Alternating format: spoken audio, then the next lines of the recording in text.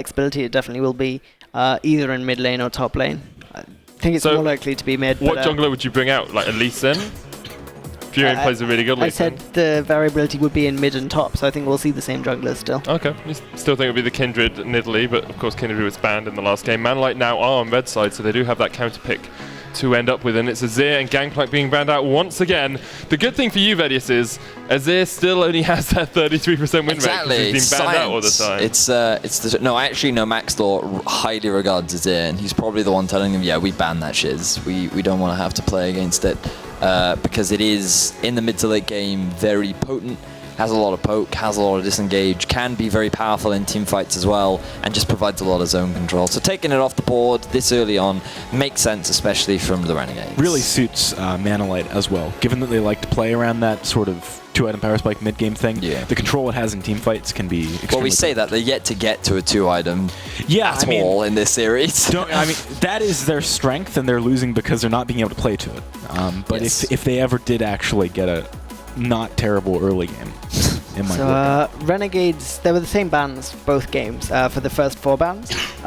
Renegades, when they were on blue side before, banned Trundle and Manalight banned TF. I can't see a TF ban coming out. I think the TF ban might be changed, but what do you ban instead? Well, or the Poppy, That's so much better. This makes so much more sense in my opinion. Okay, so both junglers are still available though. So I would imagine that something like the Nidalee, maybe even the Lucian could be a priority pick, so... Maybe they go for a TF to get their carry top laner ahead. To be able to impact the skirmishes there. But doesn't TF then just lose out if Kadro takes something like Alessandro or Burst Mage mid?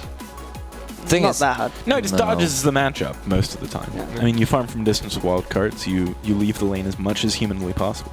You play like a scared little girl in that lane. And you lane swap. Play Meowko then. Maybe. To avoid the jungler from camping the TF. Well. Lane swapping? What's this? Do these teams know what lane swaps are? Is that a type of flower? A lot of people aren't going to get that reference.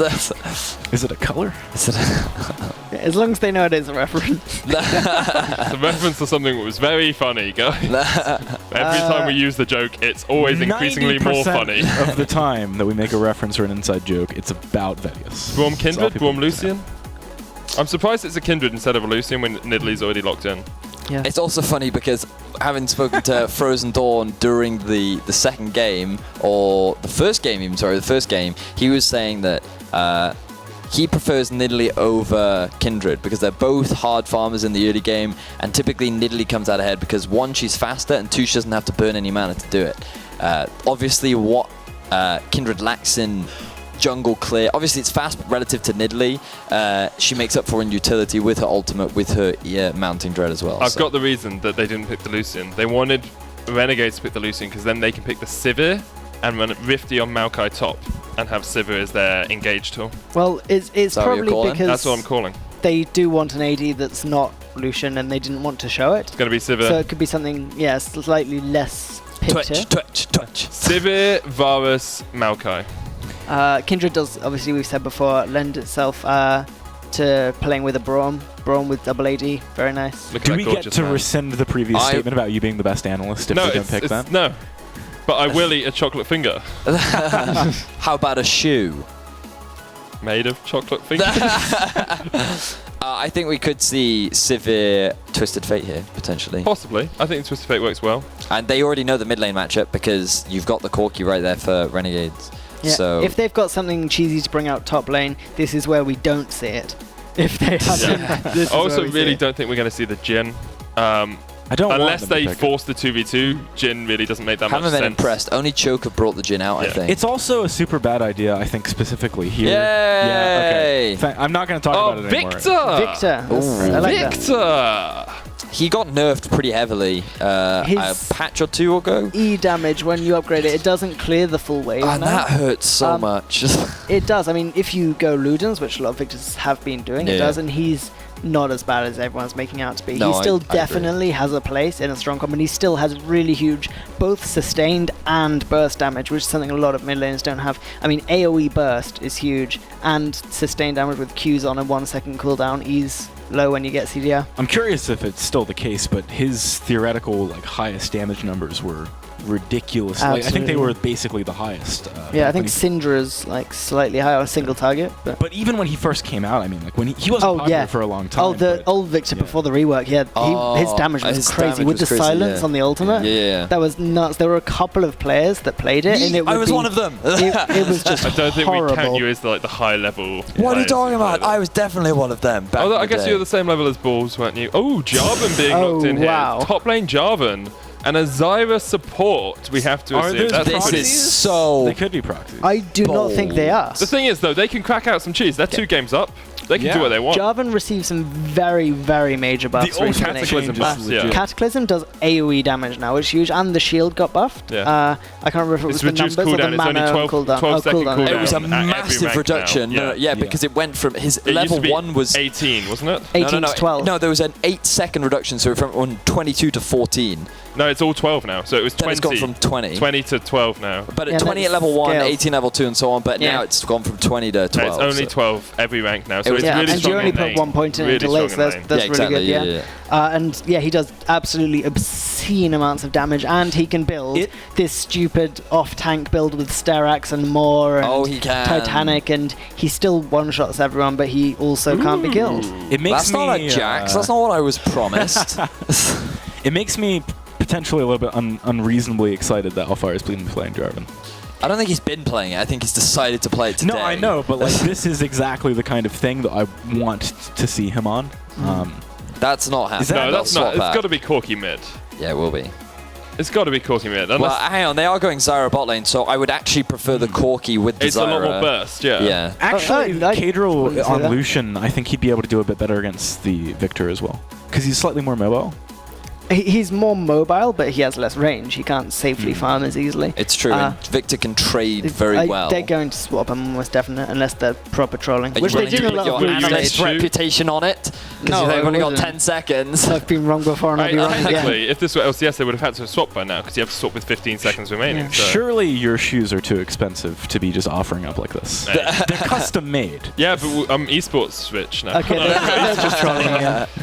So it's going to be the Lucian mid lane. And a teleport Cadril on a Lucian. That's a Yeah. surprise. So actually, they've decided teleport. this is an overconfident play from Renegades. They could wanna, be overconfident though. Yeah, absolutely. yeah, but they're not going to get that 3-0 sweep that They're the Eva mother was. flipping banditos, mate. They'll go in there, they'll steal away the buffs, they'll steal away the Nexus, and they'll steal away the game and our hearts. I honestly think that Eva's never going to Alfari. steal away my heart.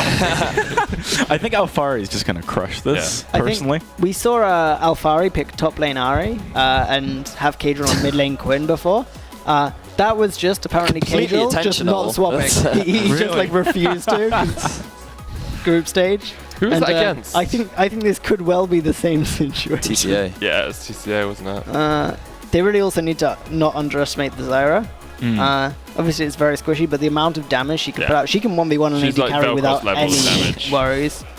Yeah, once she gets like a couple items, to be fair, she can't Yeah. just straight up to it. No, I level mean, one. like, even early game, even like when she hits level 6. I mean, Surely there are she's a going to go couple for of the early Sork boots, right? yeah. I mean, there are a couple of Zyra players. Negelf is especially. He has, I think, something like 4 and 13 KDA on Zyra and wins every game, very high in Challenger, and he just dies 10 times in lane, then one-shots everyone. It's Every crazy. game. And it's not as strong as it used to be because Frost Queen's claim, of course, has been nerfed ever so slightly. Is that but a it's still flower? Pretty. Yeah, that is a flower. Oh, Amazing. Oh god, no way. Type of flower. So overall, compositional wise, RNB heavy on the poke and siege, and then relying on the hard engage to follow up with the Jarvan.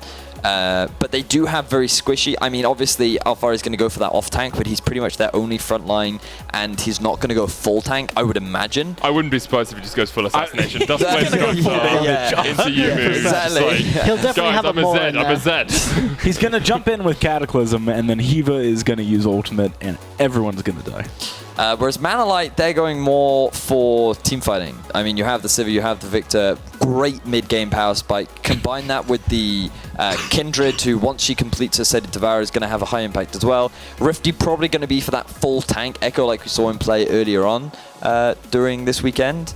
And I personally don't like it. I feel like he should match damage for damage, and he should just go for that early pen to deal with that early Hex Drink and going to come out from Alfari. Just look to try and kill him. It is going to be a really interesting game. I think there is a little bit of Gudo around here, a little bit of Red Leicester, perhaps coming out from Renegades, but whether or not that's actually going to impact the way that they're able to play the game, because they are a skirmishy team. They like these fights. They like it to be a little bit all over the place. I don't know, Manolite just have a Civic comp, right? Just group and win. Just a Civic Group run really fast, guys. win. There we go. Flashbacks to Season 3 meta. They can't lose, right? That's how it works. It definitely can't lose. Quick predictions from you all before we get into the game. I think Renegades is going to win. Renegades. Begrudgingly, it's Renegades here from the analyst desk, but we're going into Game 3. Will it be the final game, or can Manolite start the reverse sweep? And we're going to pass it over to you, Munch and Scoundrel. Thank you very much, guys. Honestly, Brixton sounded like he'd just been told off by his teacher or something and was having to apologize begrudgingly. I really want to expand Sona's cheese repertoire. I think I'd have been a manchego in there or something. You know, really expand it just from the Red Leicester and the Gouda. But I mean, they bring up a good point, though. This composition from the Renegades certainly feels pretty cheesy. Jarvan in the top lane, Zyra in the support position, both of which, like, while they are cheesy picks, they are also massive lane bullies. Jarvan top, if you've never laned against it, is horrendous to try and deal with, especially when you're playing a squishy champion like Echo. I promised myself I wasn't going to harp on about this too much, but this is just honestly a stupid draft phase from Renegades. Like, They honestly do not give two flying donkeys about what they've picked here. They just think, well, we're going to show off. This is just them showing off, you know. They just increase their EP a little bit, you know. That's essentially what's come out of the draft phase here. I didn't want to lie about it. I'm not going to call it out when I see it, but there you go.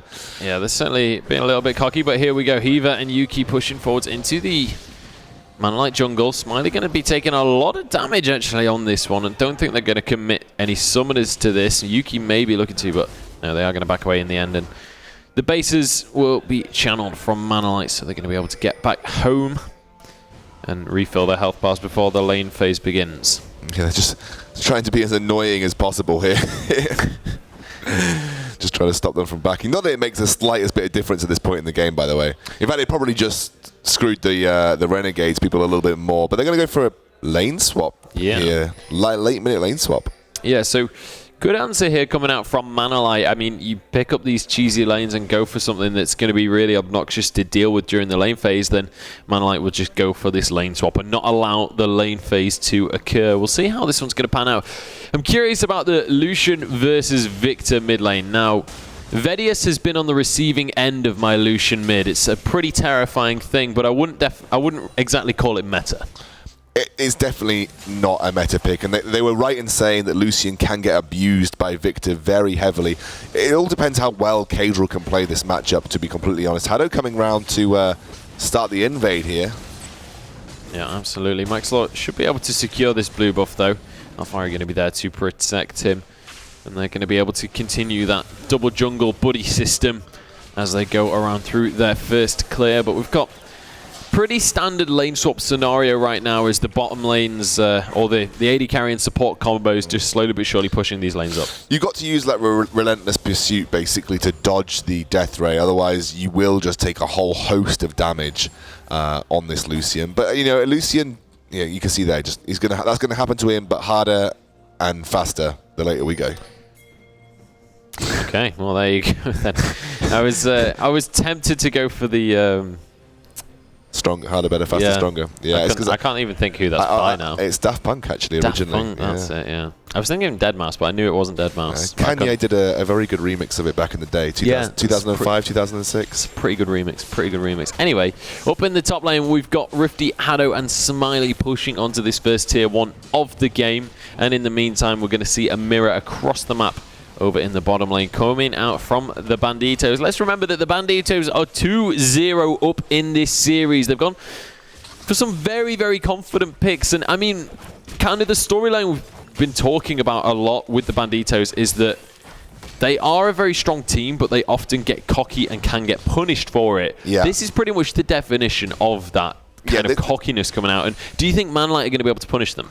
Potentially. I mean, look, honestly, the composition from Renegades works quite well. You know, you have that theoretical Jarvan ult into Zyra ult, then you've got huge amounts of AoE damage, kind of from Kadril, but mostly from Yuki. Early teleport coming in here into the mid lane from Kadril. He's going to teleport straight back in and look to push this minion wave towards the turret. But I mean, yeah, it really depends on how it goes, because the teamfight composition from Manlight is pretty good as well. You know, you have Victor. He kind of defines a teamfight composition. He is the ultimate team fighter in some senses, just because of what he provides to a teamfight situation. Furion will be there. You know, imagine if Furion is in that ring. He's in the Cataclysm. He gets locked in. Kindred's Lamb's Respite comes down. Zyra Ultimate has absolutely zero impact, or at least very little impact. And, you know, that could be a tool that's quite useful and necessary in these kind of engages. It's going to see the bot lane from Renegades now rotate top, and they've traded tower for tower already. Again, this is kind of the situation that favors Manlight in the sense that they do like to be objective-focused Munchables. Yeah, they absolutely do. And so far, we're starting to see a pretty significant lead being built up in the jungle by Max Law. Almost 10 CS ahead of Furion right now. But then in the top lane, we've got a 6 CS lead in favor of Rifty. So for the first time, we're seeing Rifty actually pull ahead of Alphari. However, there hasn't been a laning phase, and I think that's the key factor right now. Yeah, the laning phase is, like we said, is where Renegades tend to shine. When you go into a lane swap, you often basically. I'm sorry. You wrote something down this paper. I'm trying to read it. I'm like, okay. When you go into lane swap, you negate the laning phase because the laning phase doesn't exist anymore. Kadril might not exist anymore at this rate. Hado coming into lane, but isn't going to be able to find his opponent. Apparently, I'm just going to take the pen off you. Yeah. Here we go. Kadril in this mid lane. We are going to see a very early Herald coming out right now in favor of the Banditos. 500 gold is the lead right now for them. Kadril doing a decent job of CSing in this mid lane so far, actually pulling ahead of Larson. Now, everyone mentioned kind of how Victor should be able to bully this Lucian in the mid lane, but that doesn't seem to be the case just yet. Yeah. So Larson's going to get the culling there. A flash comes out from Kadril, unable to finish it off. Apologies there. I was trying to have communicative messages with my co-caster via writing. I will find out what this message was eventually. Fine. It doesn't matter. But anyway, let's continue with the game. We've got a lot of players coming up to this top lane from Manalight. 1,000 gold down right now. We'll see what they want to try and achieve with this one. Larson has been found though. Max Law just strolls on into lane with that Rift Herald buff. It's going to mean that they can push on towards this first tier mid lane tower as well. Max Law just single-handedly picking up the first blood. I mean, that's kind of what happens with Victor when you lose your flash. You are an incredibly immobile mage, and it's very easy to exploit that. And Max Law, he does this quite a lot. He will just wander behind the turret. He forces you to be unable to back, then wanders towards the turret, and obviously then manages to pick you up. Even with that gravity well, he was unable to negate the dive there. And the interesting thing was also that he timed it in such a way that he was able to not take... Oh, okay. Max Law's going aggressive onto Smiley. Max range spear did so much damage right there. And actually, Smiley still has his flash available if he needs to use it, but should be able to get away safely without. But look at the pressure that Max Law is putting on the Manlight squad right now. It's just terrifying to have to deal with. Yeah, Max Law now just wandering towards this bot lane. I mean, they've got a huge minion wave stacking up in this bot lane as well. Rifty going to push on towards Alphari, who actually has been moderately starved of farm as terms of the top laners go. Definitely Rifty starting to pull ahead in that respect, but there is a fairly decent and sizable wave heading up towards Alphari. Heaver with the flash onto Larson. Yeah, Larson is going to get bullied in this matchup. Will go down. Heaver, though, has been ignited, and it will be 1-for-1, all in all. Bottom lane tier 2 is still being pushed, though, by the lineup of the Renegades. Alphari not having a good time in this lane up towards the top side, though. Rifty certainly having the advantage so far. Parallel convergence used, but isn't actually going to connect to Alphari, but really bad trade going over to Rifty right there. It's a level 6 Rifty, though. He's wanting to apply pressure to this Alphari. And Alphari just kind of... When you go into the lane swap, you're going to put pressure on the top lane, and they have to find a way to at least make up the farm. Kadril going very aggressive onto Furion here. I'm not sure this is the fight that he wanted. Furion is winning. Culling is not going to be enough, and Furion just picks up a straight-up 1v1 right there. Rifty trying to escape. Is going to have his chrono break and goes onto Alphari, but I don't think he has the damage to finish him right now. Rifty will be going down, and Captain Alphari picks up his first kill of the game. Yeah, really nice use of the package by Yuki there. It's one of the best uses we've seen all week. And in fact, I haven't seen many aggressive Corki package uses, as Hado is now the target for Maxwell. That pounce reset doing wonders for him. Yeah, Maxlow looking to finish him off and will be able to do so. The flash pounce grabs the kill. Smiley looking to capitalize though. Nice spell shield on that spear. Cadril arriving. Boomerang Blade doesn't connect, but Smiley gets one last auto. He trades it for his own life though, and Cadril is going to be the one to get that kill credit. Yeah, for sure. I think it's nice teleport again from Alfari. He did just hit level 6 as well, and he'll have now a kill and assist to his name. Actually ahead in CS. Here comes Cadril into the mid lane. Pressure on to Larson, and Larson, having burnt his flash, has become a target for Manolite now. They are just looking to apply pressure to him and to this mid lane, and with this double AD carry composition again, they're very quick at taking these turrets. Yeah, they really are, and look how fast they can just clear away those minion waves as well. But Rifty has head down now to that bottom lane, so he's going to be just trying to push that one out. Hado arriving in the mid lane as well, just to try and deny some of the pressure. I want to see how much kind of poke Heaver's able to put out. I really want to take a look at the damage numbers after this game, because one of the things about Zyra support is your base damage is incredibly high, and you can do a lot of damage with that poke from your plants. You scale very well as well. And actually, when you often look at Zyra in solo queue after they've had their game, even if they're 0-10 or 0-10-12 or something, they've done the most damage in the game because Zyra has got ridiculous damage output. She's going to start to apply pressure with those plants. Not yet level 6, not yet hit that huge, really game-changing spell, which can be really, really crucial in teamfights. And Heaver, again, a little bit too aggressive. Larson does use the Chaos Storm onto Heaver, and he's incredibly low. Furion is here to capitalize as well, and Heaver is going to be punished for his aggressive positioning. I do feel like there's been a lack of vision for the Renegades this game. You can see that Furion was allowed to wander for free into this mid lane just because vision is moderately lackluster. They've got a little bit of deep vision in the red and blue side, but absolutely nothing coming around this mid lane. Smiley does spell shield that spear, but there's a huge minion wave here, and Alfari and Maxlaw are just forcing them away to make sure they try and secure this tier 2 turret. Yuki now heading towards the mid lane to try and make something happen. Yeah, Furion going to be the target. Lamb's Respite will be available though, so they can't finish him off just yet, and will actually just walk away. Rifty going to use that chrono break, but a nice flash from Yuki keeps him safe. Cadril now on the chase, but I don't think he's going to be able to find Rifty.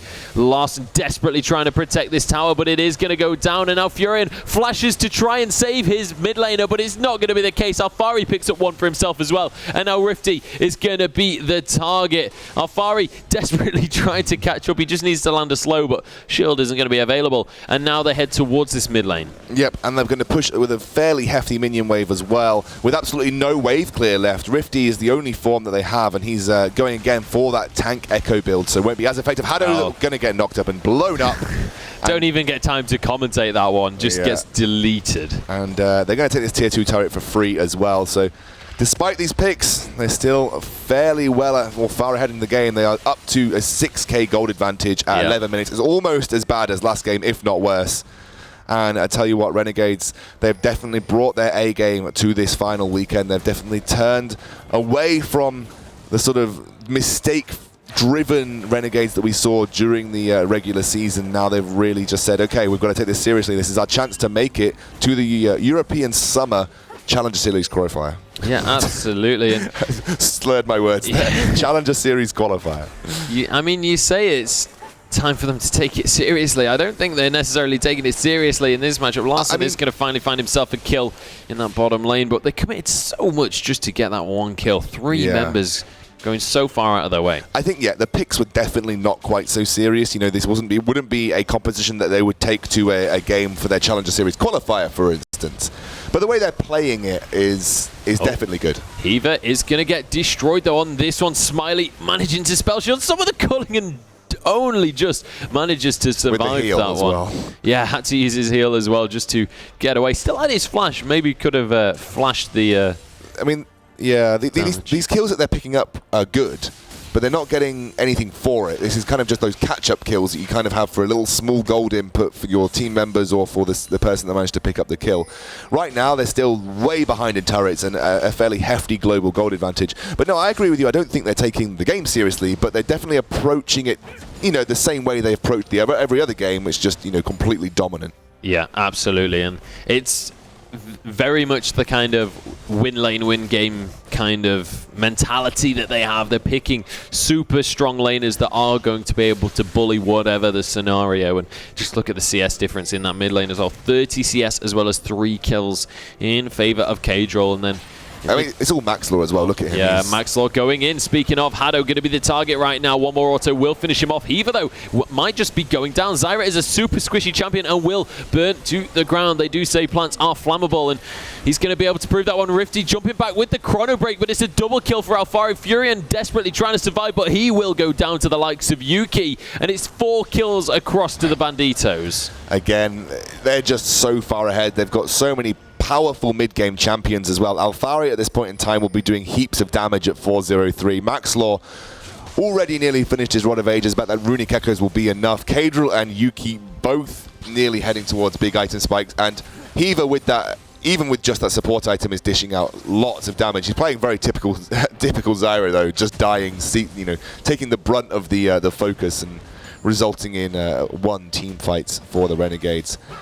Honestly, I think this is a mixture of Manlight being slightly on tilt, but Renegades just playing to the best of their ability, even with slightly off-meta champions. Yeah, absolutely. And just the coordination in the team fights is still there for the Renegades. It's not like just because they're on these picks, they're not working together anymore. They're still always, like, every single time you see them go for one of these engages, it's not like they just go on their own. It's a team effort, and they group up and they make sure that it is a fight that they can win, and so far they're doing a fantastic job of winning those fights. 8,000 is the gold lead right now in favor of the Banditos. However, Manalight looking to try and at least grab themselves a Dragon. Furion should be able to smite this one away, so they do get the Dragon, but at what cost? Furion is going to be knocked into the pit and will be going down. K-Droll grabs the kill, as does Yuki. You really need deep-ish vision on the red side jungle of the Renegades lineup to go for that Dragon easily. They don't have good enough vision control to wander into the Dragon pit and try and take it for free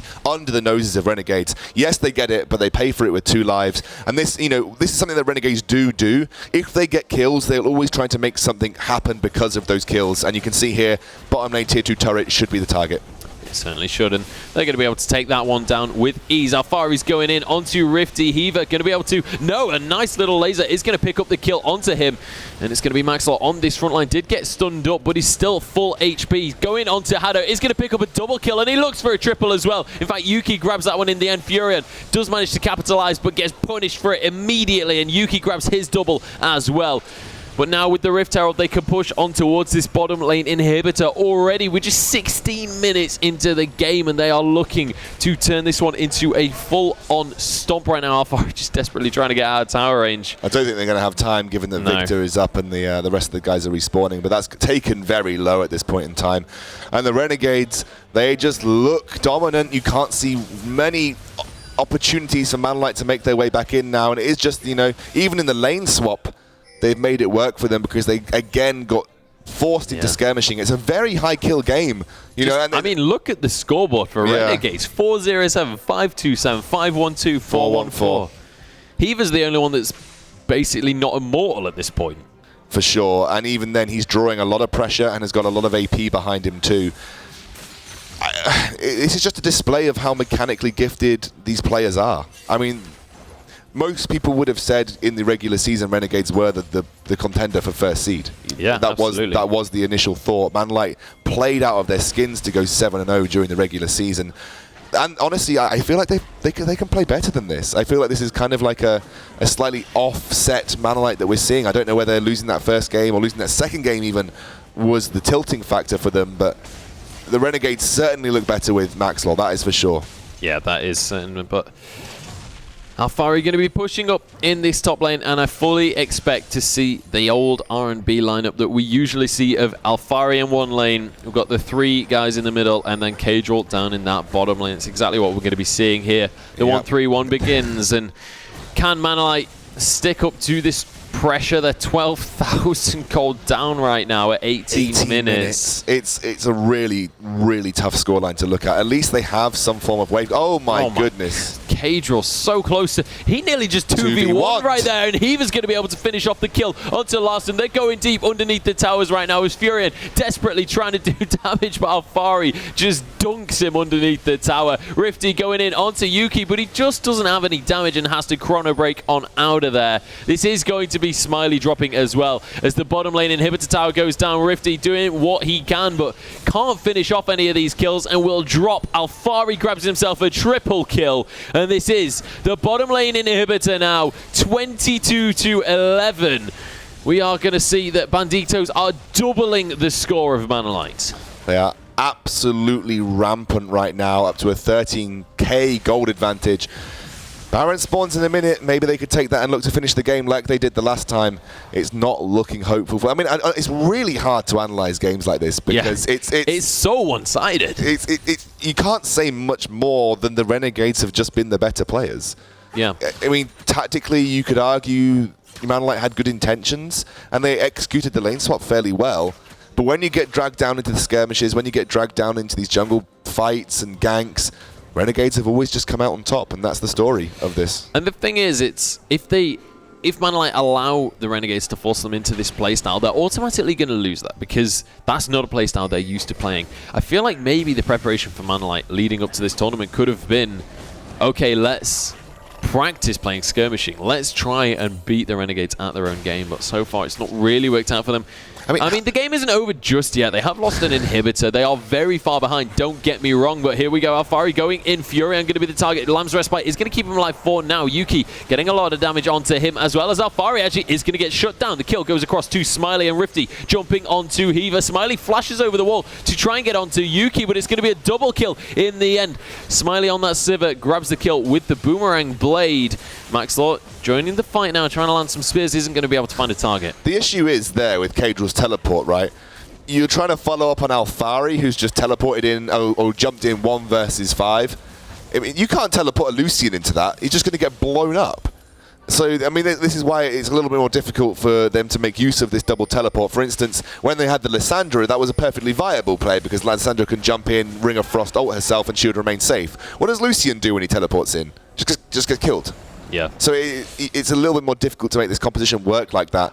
And it was a little bit over-aggressive without really reading the situation properly from the Manolite. Oh, look at the damage out of Cadril's culling right there. Hado trying to get onto him. Maybe going to be able to land the knocker, but he does. That is going to be him slowed down, but the teleport channel by Alfari. And this is looking like a 2 versus 4, though, in favor of Manolite. Furion is going to be the first one to drop, though. Look at the damage coming out from Cadril and Alfari. Alfari has now got reinforcements, and the Manolite players are dropping like flies. Hado goes down. Rifty, the last man, doesn't have Chrono Break available. It's a double kill for Yuki, and it's another clean fight. I say clean, they lost 2 players, but it doesn't seem to matter because the Banditos are pushing towards a top lane inhibitor, and there are supers pushing in the bottom lane. Yeah, and they've got only one form of wave clear left up right now, and he has to make the choice whether he's going to wave clear this top lane inhibitor turret, or he's going to wave clear those super minions pushing in towards the Nexus turrets. And actually, they're going to give them neither option. Yuki just flashing in on this Corki. They're going to get this top lane inhibitor for absolutely free. I don't know how much Furion can do about this. He does still have the Lamb's Respite available, but they have to clear this bot lane. Yeah, in the meantime, Super Minions nearly managed to take that first Nexus tower as well. The inhibitor in the top lane does drop. Hado going to be the target and will drop as well. It's support for support, though, right now. There's Yuki on this front line. The Chaos Storm doing a bit of damage to him, but there's a heal coming out from Max Law. And now Rifty gets onto this front line, but he just doesn't have the damage. And Yuki nearly going down. Larson trying to finish off the kill, and he will get the shutdown in the end. Manolite managed to capitalize with 2 kills. Again, it's just kills for the sake of gold at this point in time, and that's not the kind of position that you want to be in as a team. You want to be able to take a kill, get an objective, take a kill, make something happen because of it, but right now Manolite are just so far behind that the kills, all they are offering is the opportunity for more gold, because right now the gold disadvantage is really what's shooting them in the foot. Yeah, it absolutely is, and that's League of Legends for you. That's League of Legends. You're going to struggle in these games, but Cadril really absolutely terrifying at this point. You see when he uses his culling, the damage that comes out is just obscene, but Alfari is going to get exhausted immediately, uses that flag and drag just to get away. Haddo going to jump to safety onto Larson right there. Maxwell throwing out spears left, right and center. Neither team really able to force that engage right there though. No, they're not, but there is still the ultimate. Oh, ultimate from Hiva is actually gone right now, so they won't have that for the next team fight. Yeah. Alfari does have his, and he has got a huge amount of damage behind him as well. The key thing, though, is Manalites, both of their carries have their ults on cooldown, so it's a really difficult fight for them. Furion going to be getting chunked on out by Kadril right now. He's looking for the 1v1, though, and Kadril actually has to flash away. Maxwell goes in, though, and picks up a kill onto the Haddo, trades it for his own life. Smiley gets dunked. Kadril goes down, and now they're trying to get onto Larson. It's only Rifty remaining, and he, once again, cannot finish anybody off. Alfari is easily going to be able to chase this one out if he even wants to. What am I talking about? Of course he wants to. He's looking for kills. They're just padding scorelines right now. Rifty desperately trying to escape, and half of the Renegades are going to chase on after him. The parallel convergence is going to get a bit of a slowdown, but there is the Stranglethorns, and there is the ace. 9th kill in the bag for Alfari. They're going to be looking to, at very least, get 3 inhibitors. At very least. I don't know if they have the time to finish the game at this point, but they're definitely going to take the inhibitors off the board here. Alfari. At this point, I'm pretty sure they can just continue fighting 3v5. Probably. I mean, that's just how fed. I mean, Alfari, look at Alfari. He's absolutely ridiculously fed, and so is Hiva. Watch Yuki kill Haddo right here. He's just going to jump on him in a second, I reckon. But it's actually going to be Kadril jumping on him, jumping straight on forwards. Does get stunned out by Smiley, but look at the crit out of Yuki. That is disgusting. Oh. And there's another couple of kills rolling on in. It is a double kill for Yuki, and he's going for a triple as well. Gets onto Furion. Lamb's Respite is going to ruin the multi-kill, but Furion will end up going down in the end. Yuki does survive with that dangerous game. And that is going to be the Nexus Towers already down. Rifty, once again, the last man remaining, but once again, can't finish off these kills. Chronobreak going to keep him alive, but I don't think he gets onto Fountain on this one. Oh, he does, in fact. Kadril can't quite finish it. I'll tell you what Kadril can finish. It's the game and the series. Ladies and gentlemen, we have our champions of the ESL UK Premiership Spring 2016 series. The Banditos take this 3-0 against Manalite. And they said it at the start of the game. They said 3-0, 20-minute games, and